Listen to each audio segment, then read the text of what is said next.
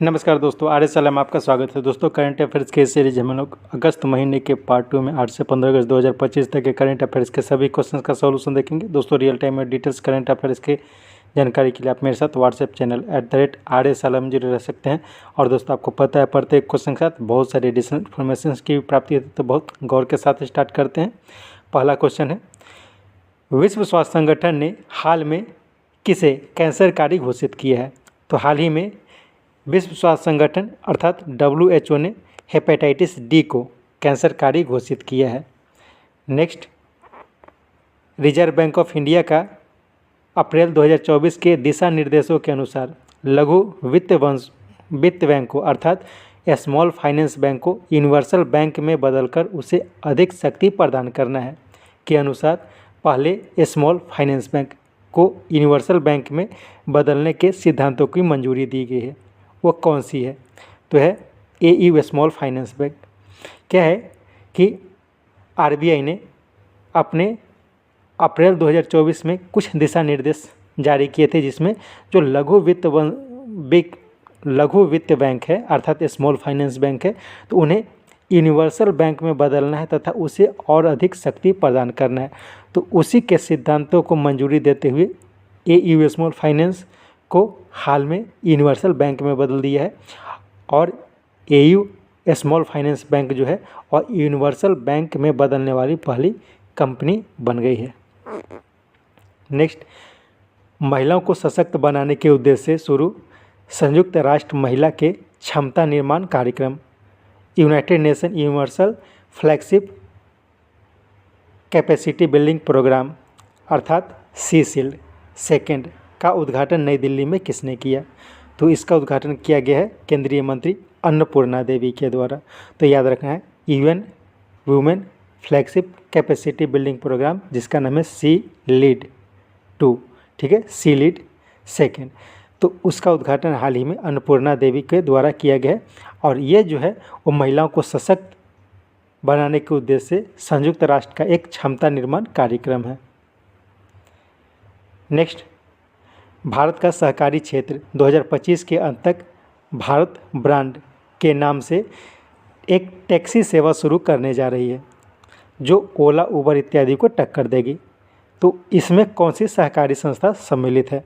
इसका उपरोक्त सभी हो जाएगा। नेशनल कोऑपरेटिव डेवलपमेंट कॉर्पोरेशन अर्थात NCDC,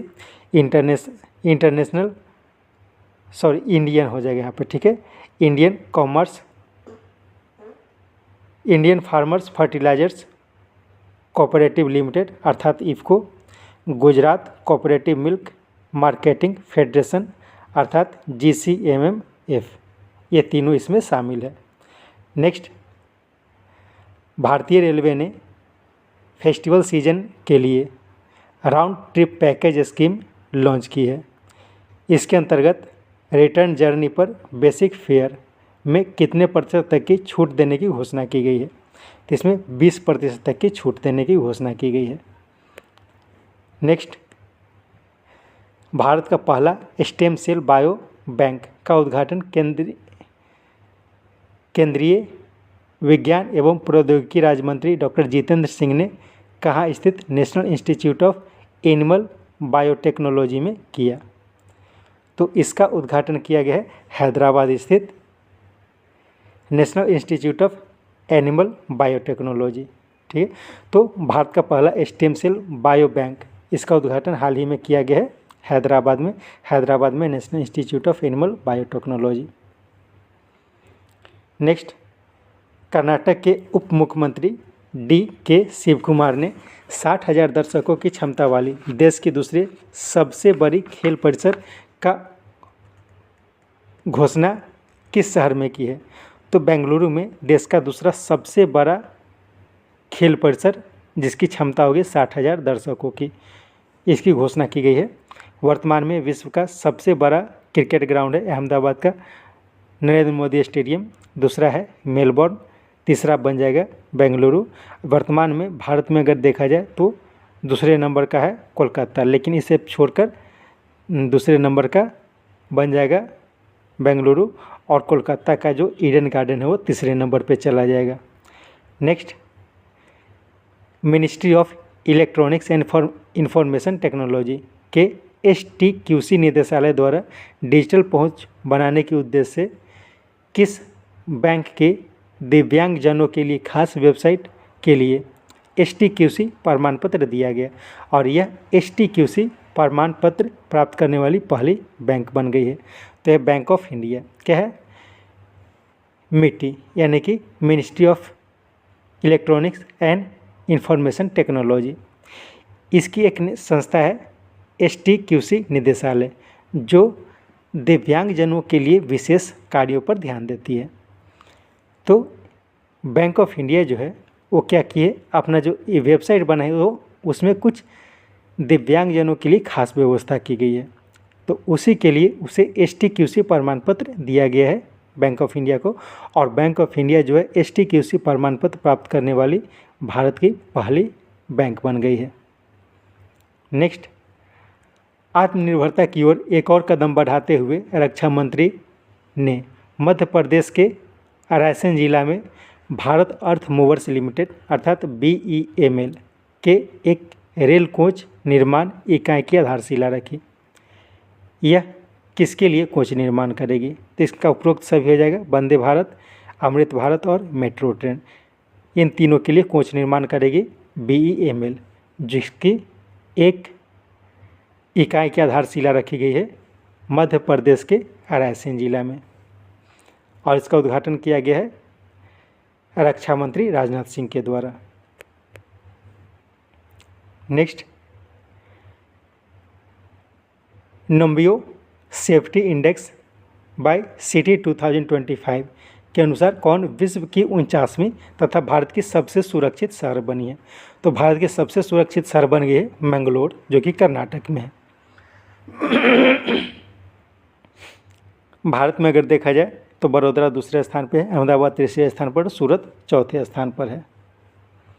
नेक्स्ट, एशिया की सबसे लंबी 4.5 किलोमीटर लंबी, जिसमें 7 यहाँ पे 7 हो जाएगा, ठीक है, 7 इंजन, 354 वैगन तथा 6 बॉक्सन रैक वाली एक रुद्रास्त्र मालगाड़ी का परीक्षण कहाँ किया गया, तो याद रखना है रुद्रास्त्र क्या है, तो एक मालगाड़ी है, भारत नहीं एशिया की सबसे लंबी मालगाड़ी है, जो कि 4.5 किलोमीटर लंबी है। इसमें 354 वैगन है, 7 इसमें इंजन लगे हैं और 6 बॉक्सन रैक है।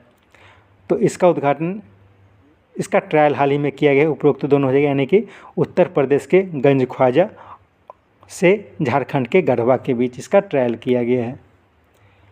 नेक्स्ट, चंद्रमा पर बिजली तथा विभिन्न अन्वेषण के लिए आवश्यक बिजली उत्पादन के लिए किस देश ने 2030 तक चंद्रमा पर परमाणु रिएक्टर स्थापित करने की घोषणा की है, तो ये अमेरिका ने घोषणा की है। नेक्स्ट,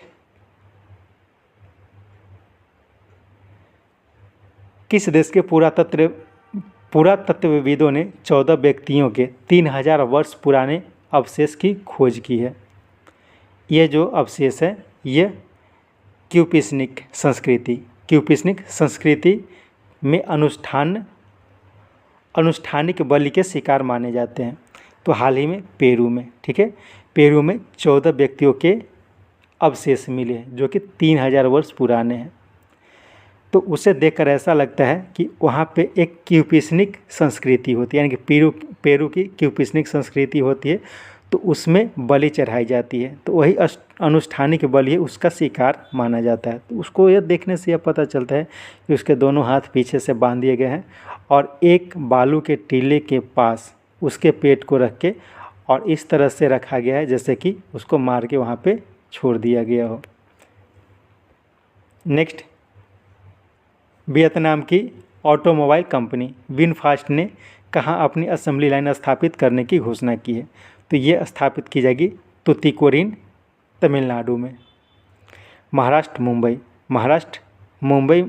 में हाल ही में टेस्ला ने अपनी एक संस्था स्थापित करने की घोषणा की है और गूगल ने बेंगलुरु में अपना एक कैंपस खोला है। नेक्स्ट, पुस्तक वाई द कॉन्स्टिट्यूशन मैटर्स किनकी पहली रचना है, तो ये रचना है डी.वाई. चंद्रचूड़, भारत के पूर्व मुख्य न्यायाधीश डी.वाई. चंद्रचूड़ की रचना है why the constitution matters. Kailash Satyarthi, इनकी हाल की एक रचना थी दिया सलाई। डी. सुब्बाराव, इनकी एक रचना है just a mercenary. Sam Pitroda, इनकी एक रचना है the ideas on democracy. Next, किस देश को पीछे छोड़कर भारत 22 लाख करोड़ के साथ विश्व की तीसरी सबसे बड़ी ऑटोमोबाइल बाजार बन गई है?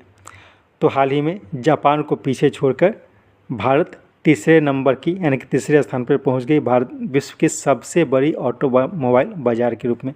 वर्तमान में अमेरिका पहले स्थान पर है, चीन दूसरे स्थान पर है, भारत तीसरे स्थान पर है, जापान चौथे स्थान पर चला गया और जर्मनी 5वें स्थान पर है। नेक्स्ट, पौधों की एक प्रजाति हेप्टाप्ल्यूरम एसामिकस, हेप्टाप्ल्यूरम एसामिकस, जो एक सदाबहार झाड़ी है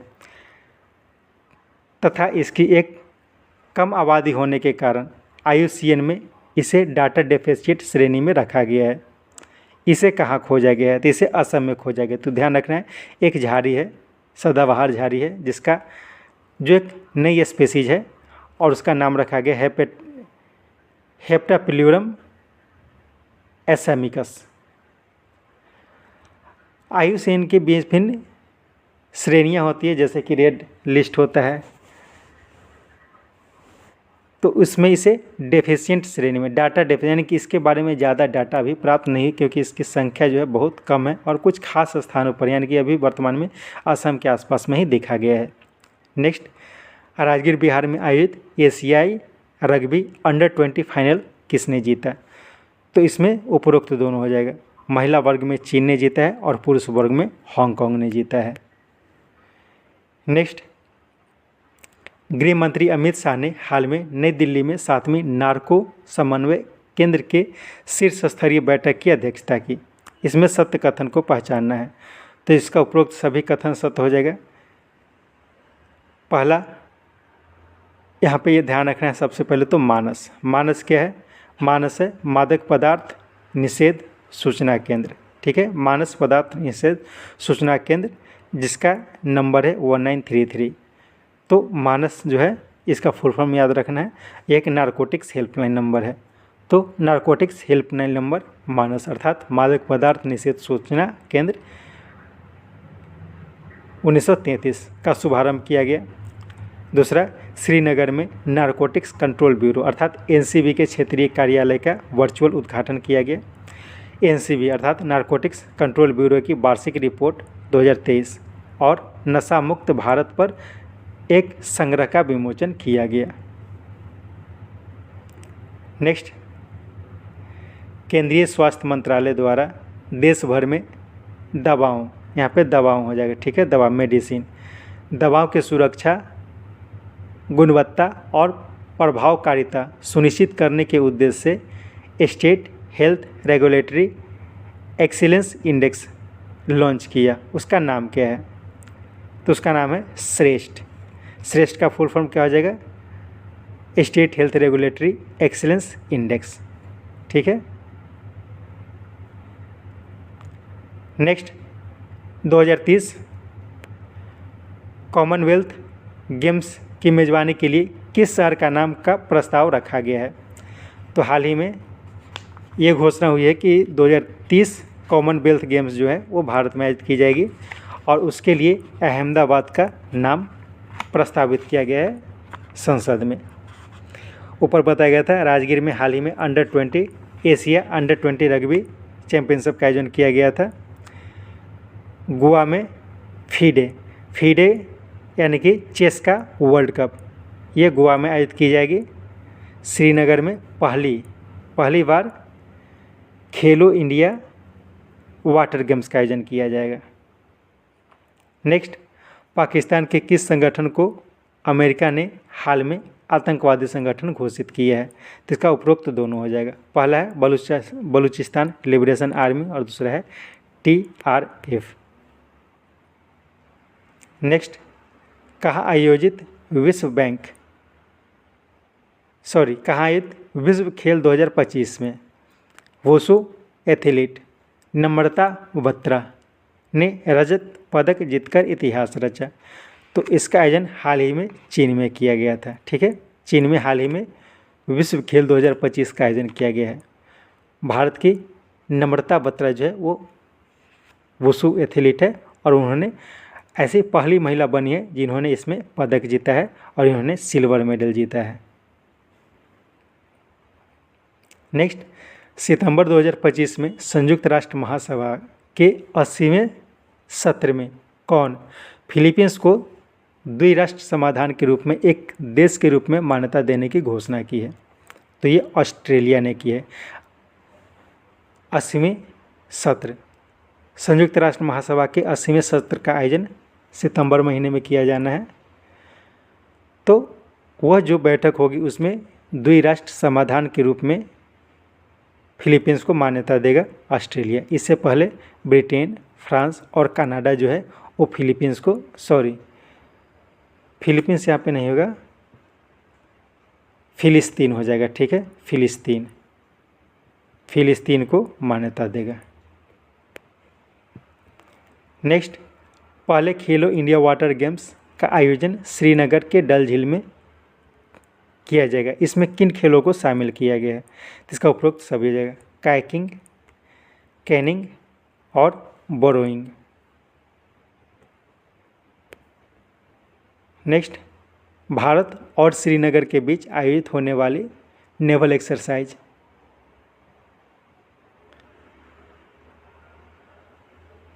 स्लिनेक्स 2025। ठीक है, स्लिनेक्स याद रखना है। स्लिनेक्स 2025 में भाग लेने के लिए कौन पहुंचे, जिसका आयोजन कोलंबो में किया जाना है? तो इसका उपरोक्त दोनों हो जाएगा, INS राणा और INS ज्योति। क्वेश्चन को फिर से देख लेते हैं। भारत और श्रीलंका के बीच आयोजित होने वाली नेवल एक्सरसाइज स्लिनेक्स 2025 में भाग लेने के लिए पहुंची, ये दोनों पहुंचे, जहां हार्बर, यहाँ पे हो जाएगा हार्बर और सी फेज, हार्बर फेज और सी फेज दोनों तरह के आयोजन किया जाएगा। हार्बर फेज क्या हो जाता है कि समुद्र जो है, तो समुद्र के किनारे किनारे की समुद्री तट पर जो एक्सरसाइज का आयोजन किया जाता है उसको हार्बर फेज कहा जाता है। और डीप सी यानी कि बीच समुद्र में जाके जब किया जाता है तो उसको सी फेज कहा जाता है। तो इस दोनों तरह का एक्सरसाइज का आयोजन किया जाना है। तो याद रखना है, स्लिनेक्स 2025 भारत और श्रीलंका के बीच आयोजित की जाएगी। नेक्स्ट, कौन कॉन्स्टिट्यूशन क्लब ऑफ इंडिया के अध्यक्ष चुने गए हैं? तो बन गए हैं राजीव प्रताप रूडी। इन्होंने संजीव बात्स्यायन को हराया है। ठीक है, तो कॉन्स्टिट्यूशन क्लब ऑफ इंडिया के अध्यक्ष चुने गए हैं राजीव प्रताप रूडी। सूर्यकांत नालसा के बारे में याद रखें। ठीक है, नालसा एक संस्था है जो कि सुप्रीम कोर्ट के द्वारा बनाया गया है और ये जो है वो गरीब और कमज़ोर वर्ग के लोगों को मुफ्त कानूनी सहायता प्रदान करने के लिए इस नालसा की व्यवस्था की गई है। तो नालसा के कार्यकारी अध्यक्ष है सूर्यकांत और नालसा के पैट्रन इन चीफ ये है VR गवई। तो इसके बारे में याद रखना है कि नालसा के जो पैट्रन इन चीफ होते हैं तो वो होते हैं जो सुप्रीम कोर्ट के चीफ जस्टिस होते हैं, यानी कि चीफ जस्टिस ऑफ इंडिया जो है वो नालसा के पैट्रन इन चीफ होते हैं। और चीफ जस्टिस ऑफ इंडिया के जस्ट नीचे यानी कि सेकेंड नंबर के चीफ जस्टिस जो होते हैं तो वो होते हैं नालसा के कार्यकारी अध्यक्ष। तो वर्तमान में सेकेंड नंबर के हैं सूर्यकांत और वो नालसा के कार्यकारी अध्यक्ष हैं। नेक्स्ट, स्वतंत्रता की 78वें वर्षगांठ के अवसर पर प्रधानमंत्री मोदी ने मिशन सुदर्शन चक्र की बात की है। तो ये किससे संबंधित है? तो यह राष्ट्रीय सुरक्षा से संबंधित है। नेक्स्ट, ऑस्ट्रेलिया और न्यूजीलैंड में आर्टिफिशियल इंटेलिजेंस सक्षम क्लाउड और डिजिटल परिवर्तन के लिए ऑस्ट्रेलिया की किस कंपनी के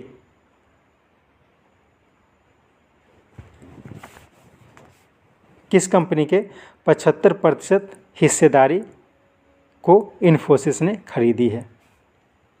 क्वेश्चन को एक बार और पढ़ लेते हैं। ऑस्ट्रेलिया और न्यूजीलैंड में